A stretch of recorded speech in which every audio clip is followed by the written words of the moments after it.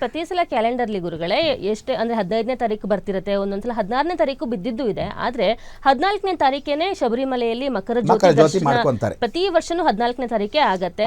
So ಅಂದ್ರೆ ಅಲ್ಲಿ ಇರೋರೆಲ್ಲ ಅವತ್ತೇನೆ ಸಂಕ್ರಾಂತಿ ನಾವು 15ನೇ ತಾರೀಕು ಮಾಡಿದ್ರೆ ಅದು ಶುಭನ ಅಶುಭನ? ಹಂಗೆಲ್ಲ ಏನಿಲ್ಲ, ಶುಭ ಅಶುಭ ಅಂತಲ್ಲ ಪ್ರಶ್ನೆ. ಯಾವತ್ತು 2 ದಿವಸ ಬರುತ್ತೋ ಜಗತ್ತಿಗೆ ಗೊಂದಲ ಆಗುತ್ತೆ ಅಂತ. ಹೊಸ ವರ್ಷದಲ್ಲಿ ಯಾವತ್ತಾದ್ರೂ ಅಂದರೆ ನ್ಯೂ ಇಯರ್ ಇವರೆಲ್ಲ ಅಂದ್ಕೊಂಡ ಹಾಗೆ ವರ್ಷದ ಪ್ರಾರಂಭದಲ್ಲಿ ಸಂಕ್ರಮಣಕ್ಕೆ ಮೊದಲು ಬಂದಾಗ, ಪೂರ್ವಜಿತವಾಗಿ ಬಂದಾಗ ಈ ಥರ ದ್ವಂದ್ವ ಅಂದರೆ 2 ದಿವಸ ಬಂದ ಪಕ್ಷದಲ್ಲಿ ಸೂರ್ಯನ 2 ದಿವಸದ ಕಾಲ ಅಂದರೆ ಅವನು ವಿಶೇಷವಾಗಿ ಸೂರ್ಯ ಬಲ ಇಲ್ದಿದ್ದವನು ಅಂತ, ಸೂರ್ಯ ಬಲ ಇಲ್ಲದೆ ಇರ್ತವನು. ಯಾಕೆ ಅಂದರೆ ಈ ಸಲ ಗುರುರಾಜ, ಉಗಾದಿ ಹಬ್ಬಕ್ಕೆ ನೋಡಿದ್ರೆ ಈ ಸಲ ಗುರುರಾಜ, ಮಂತ್ರಿ ಯಾವುದೇ ಕಾರಣಕ್ಕೂ ಕುಜ, ಅಂಗಾರಕನೇ ಏನಿದ್ದಾನೆ ಆ ಅಂಗಾರಕ ದೃಷ್ಟಿ ಅವನ ಮೇಲೆ ಬೀಳುತ್ತೆ ಜಗತ್ತಿಗೆ ಅಂತ. ಕುಜನ ಅಂಗಾರಕನ ಪರಿವರ್ತನಾ ಸ್ವರೂಪಕ್ಕೆ ಕುಜನ ಜೊತೆಗೆ ಬೆಂಕಿ ಜ್ವಾಲೆ ಅಂದರೆ ಸೂರ್ಯನ ಜೊತೆ ಬೆಂಕಿ ಜ್ವಾಲೆ ಉಗ್ವಾಗಿರುತ್ತೆ.